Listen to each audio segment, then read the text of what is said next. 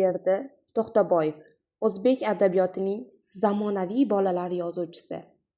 O'zbekiston Respublikasida xizmat ko'rsatgan madaniyat xodimi.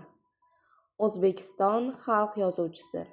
Xudoyberdi To'xtaboyev 1932-yil 17-dekabr kuni Farg'ona viloyatining Katta Tag'ob tumanida dunyoga kelgan.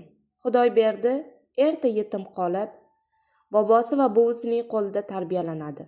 1949-yil Qo'qon davlat pedagogika instituti, 1955-yil Toshkent davlat universitetini tamomlaydi. Ijodiy faoliyatini Farg'ona viloyatidagi maktabda dars berishdan boshlagan. Keyinroq o'quv ishlari mudiri va maktab direktori lavozimlarida ishlaydi. 1958-yildan Xudoyberdi To'xtaboyev o'zining ijodini boshlagan.